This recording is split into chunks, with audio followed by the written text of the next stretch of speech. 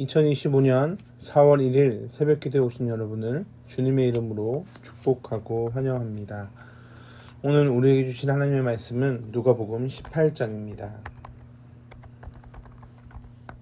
누가복음 18장 1절부터 14절까지의 말씀입니다. 대표적으로 1절부터 3절까지의 말씀만 읽도록 하겠습니다. 1절입니다.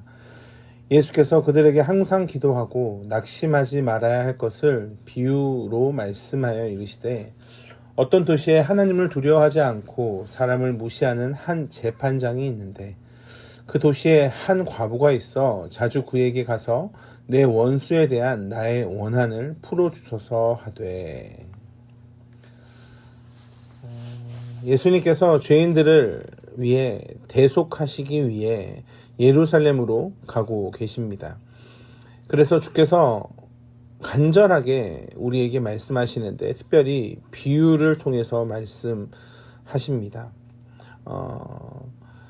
왜 예수님이 그렇게 간절하게 말씀하시는 것을 알 수 있냐면, 17장 30절에 보면 인자가 나타나는 날에도 이러하리라 라는 것으로 예수님께서 다시 오시는 날을 이야기하고 계시며, 18장 8절에도 인자가 올 때에 세상에서 믿음을 보겠느냐라는 말씀을 통해 예수님께서 우리에게 오신 그때, 즉 십자가의 고난을 다 당하시고 부활 승천하신 뒤에 다시 오시는 그때까지 우리가 해야 할 것이 있고, 또한 해야 하기 위해 우리가 생각해야 될 것이 있다는 것을 말씀하고 있는 겁니다.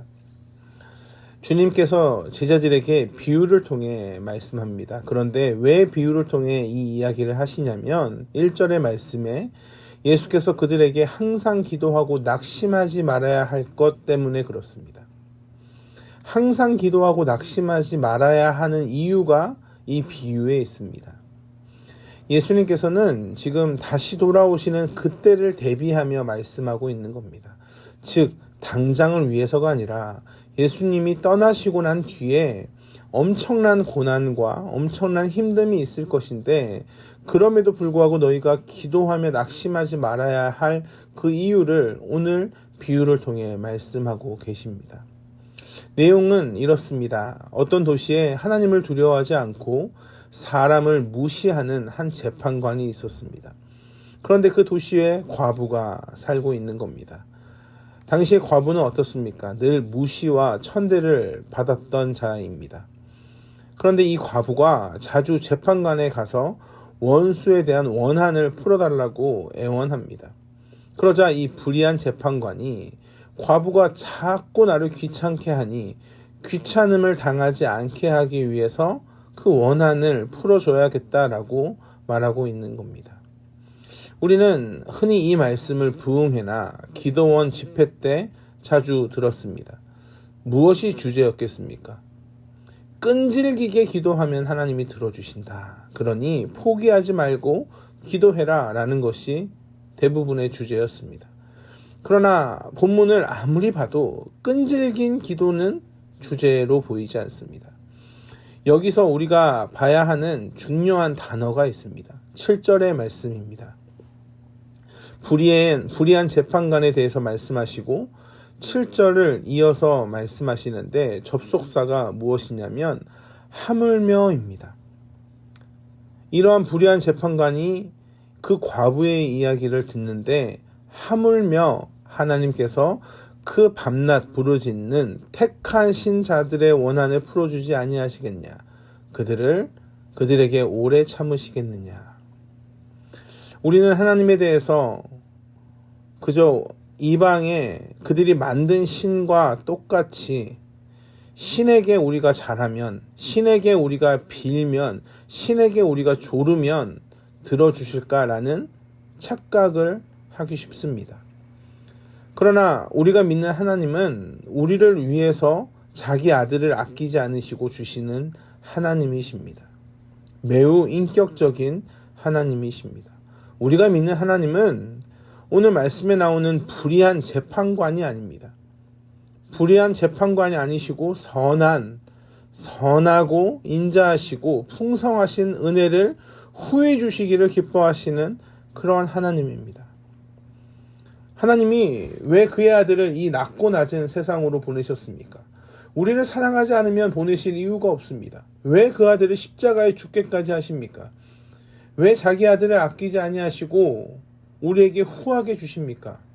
우리에게 하늘의 복을 풍성하게 주기를 원하시기 때문에 그렇습니다. 그래서 예수님의 이 십자가 사건이 오늘 비유에 연결되어서 너무나 중요한 역할을 하고 있습니다.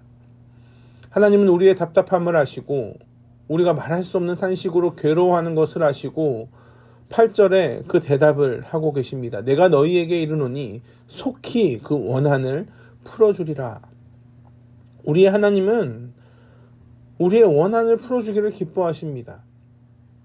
그런데 그 후반절을 봅시다. 8절 후반절에 보면 그러나 인자가 올 때 세상에서 믿음을 보겠느냐.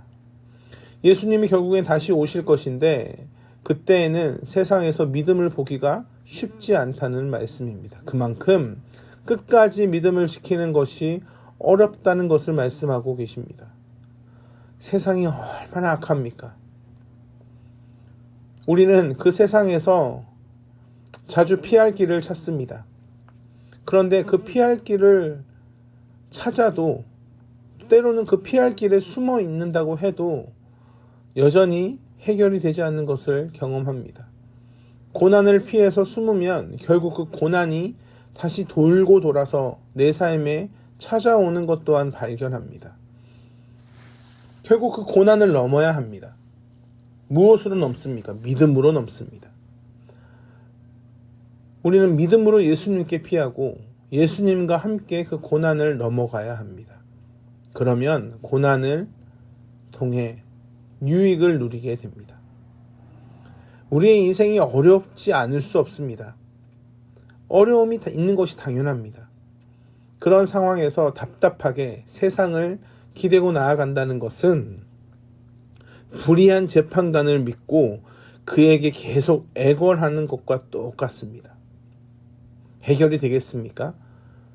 오늘 불의한 재판관이 과부의 소원을 들어준다고 해도 결국 나중에 불의한 재판관이 자기의 유익을 위해 이 과부를 사용하지 않겠습니까?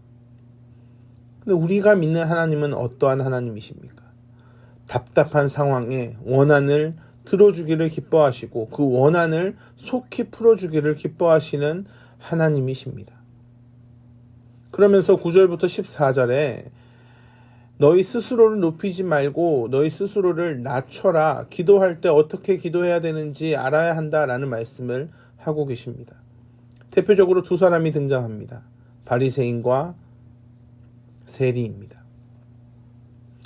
바리새인은 서서 따로 기도합니다. 나는 다른 사람들 곧 토색, 불의, 간음하는 자들과 같지 않음을 그리고 또 옆에서 기도하는 이 세리와도 같지 아니함을 감사한다. 나는 일에 2번씩 금식하고 또 소득의 11조를 드린다. 아주 뻔뻔하게 이야기합니다. 근데 세리는 어떻게 기도합니까? 세리는 멀리 서서 감히 눈을 들지 못합니다. 하늘을 쳐다보지 못합니다. 다만 가슴을 치며 하나님이여 나를 불쌍히 여겨주십시오. 나는 죄인입니다. 라며 그렇게 기도합니다. 주님께서 뭐라고 하십니까? 무릇 자기를 높이는 자는 낮아지고 자기를 낮추는 자는 높아진다라고 말씀하십니다. 우리는 늘 기준이 있습니다. 하나님입니다. 하나님이 우리의 기준입니다. 하나님을 믿는 자는 내가 하나님과 같지 않음을 발견하고 하나님이 나에게 주신 그 말씀을 지키지 못하는 나의 죄악된 본성을 발견하고 낙심하게 됩니다. 그래서 기도할 때 나의 죄인된 본성을 보며 얼굴을 들 수가 없는 것이 너무나 당연합니다. 즉 세리처럼 기도하는 것이 정상적인 성도의 모습입니다. 근데 그 기도가 너무나 부족하고 그 사람이 뻔뻔하게 죄인인데 어떻게 하나님께 나아가는가? 주님은 그 기도를 받지 않으십니까? 그렇지 않습니다. 주님은 그 부족하고 연약한 죄인의 기도를 기뻐 받으십니다.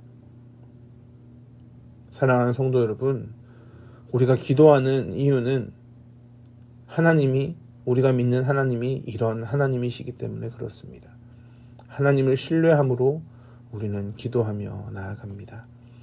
오늘도 불의한 재판관이 우리의 하나님이 아니심을 감사히 여기며 우리의 하나님의 영광을 찬양하며 오늘도 감격으로 기도하며 하루를 시작하시는 여러분 되길 주님의 이름으로 축복합니다. 기도하겠습니다. 사랑과 은혜 풍성하신 아버지 하나님, 우리의 하나님이 어떠한 하나님인지 바르게 알며 기도하는 성도 되게 하여 주시옵소서. 하나님이 얼마나 풍성한 하나님인지, 하나님이 얼마나 우리를 사랑하시는지, 그래서 우리가 고난 가운데 있을지라도 기도를 하기를 멈추지 않기를 기뻐하시는 하나님을 온전히 바라보며 불의한 재판관이 아니라 선한 하나님을 믿음으로 신뢰하는 성도 되게 하여 주시옵소서. 감사합니다. 사랑이 많으신 예수 그리스도의 이름으로 기도합니다. 우리 주 예수 그리스도의 은혜와 하나님의 풍성하신 사랑과 성령 하나님의 교통하시는 은혜가 오늘도 선한 재판관 대신 하나님만을 온전히 신뢰하며 나아가길 소망하는 한 분 한 분 위에 영원토록 함께 하시길 간절히 축원하옵나이다. 아멘.